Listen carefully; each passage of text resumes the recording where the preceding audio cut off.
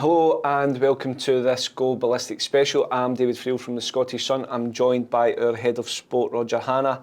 Scottish football's gone ballistic, Roger, in the last 24 hours. We are here because Brendan Rodgers is no longer the Celtic manager. Martin O'Neill is now back as Celtic manager. We've had one of the most explosive, if not the most explosive statement ever released by Dermot Desmond. Can I first of all get your reaction to the news that Brendan Rodgers has gone? David, if Brendan Rodgers had just left the club last night, I probably wouldn't have been that surprised. It's been spoken about for a while now.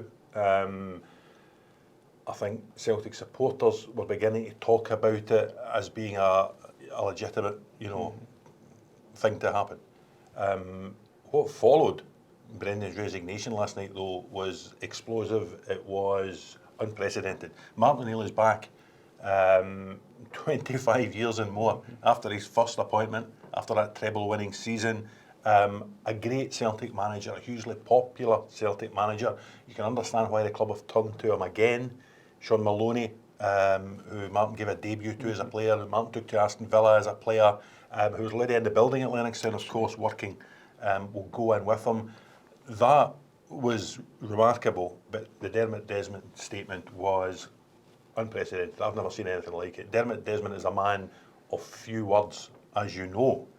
So to produce a statement as explosive as he did tells you everything you need to know about the way the relationship between the manager and the people running the club had deteriorated. Yeah, I mean, Monday night was quiet enough. Monday night, I look back at my text messages. I think I sent you a message about 8:42 saying there's a few noises, a few murmurs going around that something might be happening. I think your kind of last dispatch back to me was, I'll keep my phone on. I bet you're glad you did keep your phone on. But you speak about Brendan Rodgers and the Brexit thing. We go back to September when you had the original Brexit story, yeah. And it ruffled a few feathers, caused a bit of controversy. But 2 months down the line, it was all true, and it was all right. Yeah, and again, we talk about the deterioration of the relationship between Brendan and the club's hierarchy. It's a sort of multifaceted thing, as you know. There have been lots of things going on at Celtic, most of which were touched upon in Dermot's statement last night. Brendan said publicly he wasn't happy with the transfers. Dermot said he had the final say in all the transfers. Brendan said publicly he wasn't offered a contract. His contract was due to expire at the end of this season. Dermot says he personally and the chief executive Michael Nicholson spoke to Brendan and did offer him a contract. Dermot clearly unhappy at, I think the word he used was toxicity that had been created at the club. He felt that it was causing too much abuse for a lot of his high-ranking officials, Michael Nicholson, Chris Mackay, Peter Lawwell. You've seen the protests at Celtic Park. He believes they were fueled by some of the comments of the manager. So this is a deterioration of a relationship that has been going on now for well over 2 months, probably dating back to high summer when Brendan started questioning the transfer policy.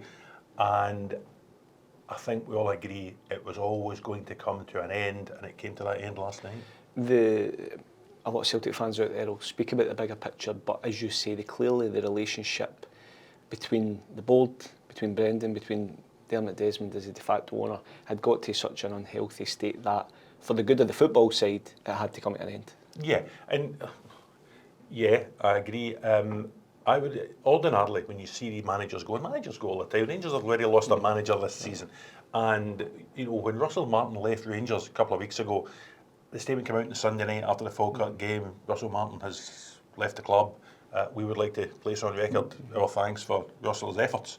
The initial Celtic statement last night said things along those lines, said the same things. So if Brendan had just gone like that, then people would probably have been not too surprised by the whole thing, given what we've said.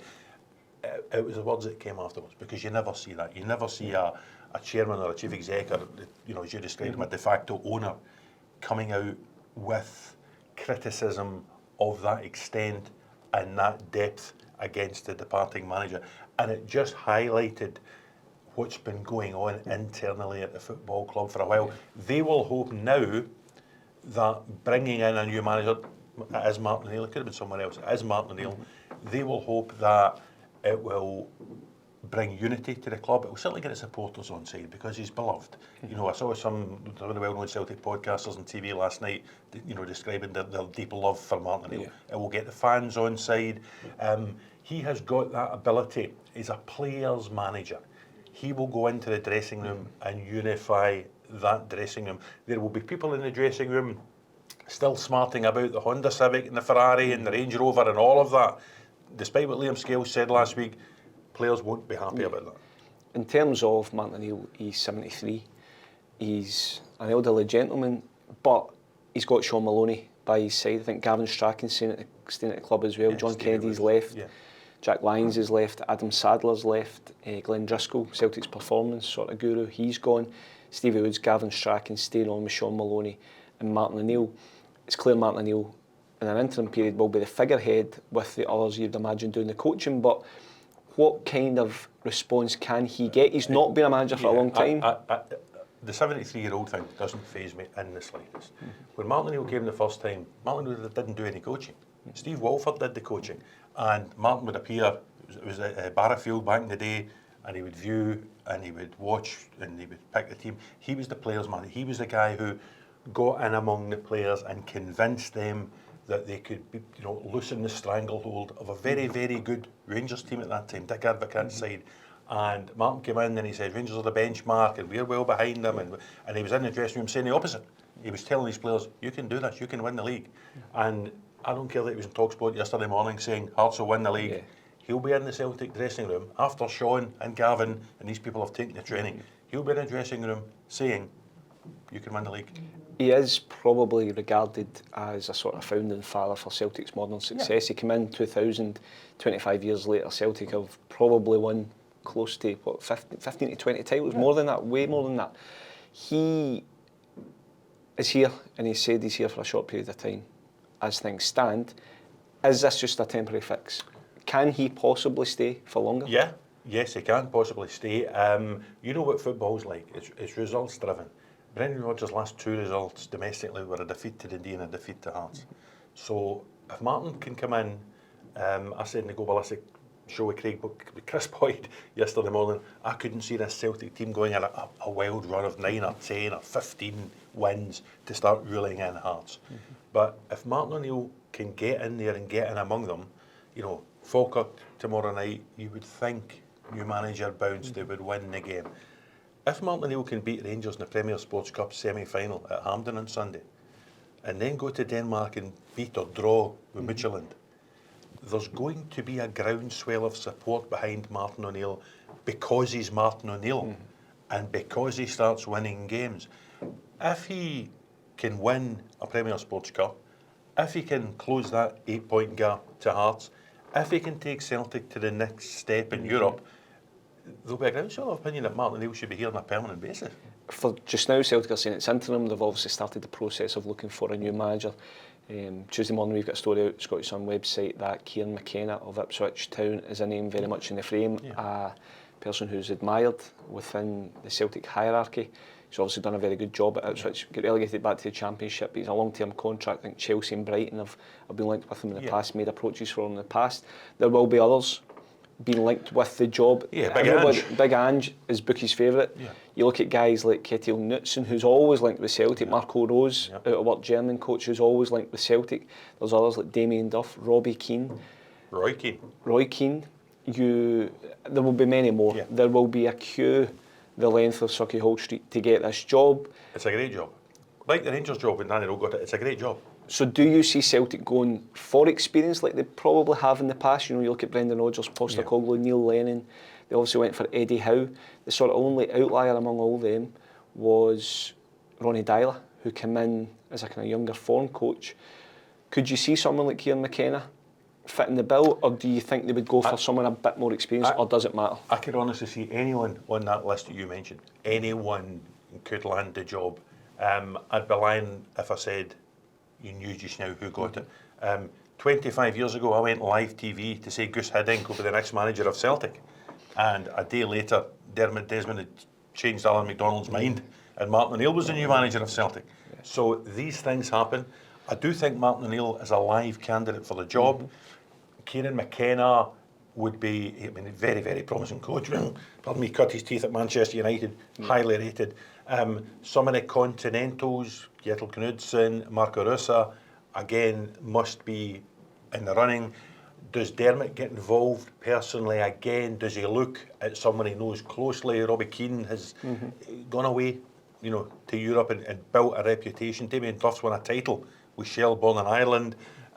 Roy Keane hasn't worked in frontline management for a while, but has that personality, gets it, played for the club, loves the club, you know, with a couple of coaches there, might have the personality to come up and, you know, get hold of the club. So the list of people that you mentioned there are all candidates. Big Ange, they will surely ask the question of him. I have reservations. When he came the first time, he came for a reason, because he saw Celtic as a stepping stone that would get him to the English Premier League. He's ticked that box now. I'm not sure there's a reason for him to come back to Celtic this time. In the short term, Martin O'Neill, Sean Maloney, but this is actually a really important period for Celtic as well, because it is, David. Crucial game against Falkirk, the semi-final against Rangers on Sunday needs no introduction.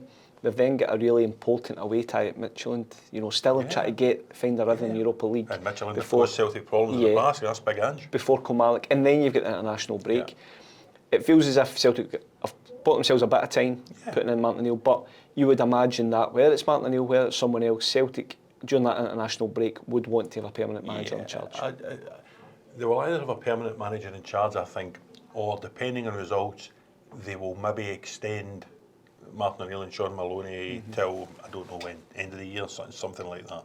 It'll be fascinating to see how it plays out. It'll be fascinating to see if we can get more of a tune out of the Celtic players, because even in the first half for spells against Sturm Graz in a game they won, they weren't at the sort of fluent best. They're missing players. It's a difficult spell. Carter Vickers, 5 months, a long time. Alistair Johnson looks in a bad way. Jota is still a long way from coming back. They're still without Dyson Maeda. How long he misses, we're still not sure. So, you know, Kelechi Iheanacho's another, again, we're not sure when he's going back. So it is a troubled time for the club. It's a troubled time for the team. I think it's quite a wise move to get Martin in, because he will steady everything and just get them going again at a difficult time. Do you see a difference in style? Do you see him coming in and even in the short term trying to put a different style in place? You know, Brendan Rodgers, latterly, his football was criticised for being maybe a bit too pedestrian. Does Martin O'Neill just come in, kick a few backsides and say, let's start playing a bit more tempo, a bit more aggression? And it might be a back to basics, if you know what I mean. I think, you know, I don't think it'll be as style driven as either Brendan or Ange were. I think there'll be more substance than style. If you remember the way he was the first time, he has a winning mentality. I'll be fascinated to see if he shakes things up personnel wise. He maybe doesn't have too many options to do that at the minute. You know, does he look at a Ralston Trusty coming back in at the back?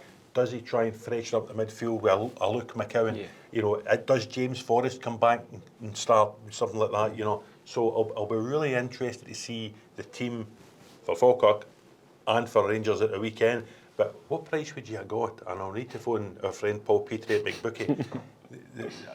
when the Old Firm drew 0-0 at Ibrox early in the season, what price would you have got at the next Old Firm game? Martin O'Neill and Danny Roll would have been the two dugouts. Yeah, you would have got long odds, I would imagine. And just finally, Roger, it's all about the future at Celtic, clearly, but Brendan Rodgers, his second spell ended pretty much almost identical to the way his first spell ended. How will he be remembered? He's been a serial winner at Celtic. He's been a hugely successful manager at Celtic. He's been a very colourful character. How will he be remembered as a Celtic manager? He's been great for the football club. First time around, he did a quadruple treble. You wrote a book in it, David. I did. Still available. I know, good bookshops. Fantastic time.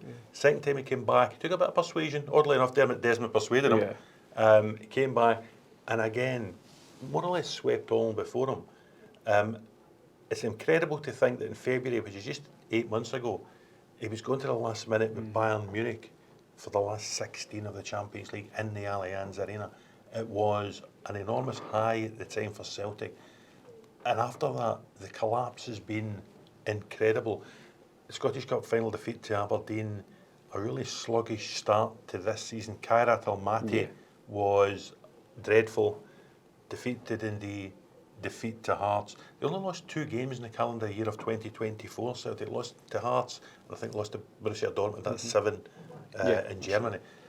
2025 has been a very difficult year for them. The league was really wrapped up. Everything else has been so difficult. The Scottish Cup, Europe, the defence of the league, and his legacy, I think, will probably be slightly tarnished by last night's statement. Thanks for watching. Stay across the Scottish Sun website, Scottish Sun social media channels and the newspaper for all the best news and reaction. Brendan Rodgers is gone from Celtic, Martin O'Neill has arrived, but this story is only just starting.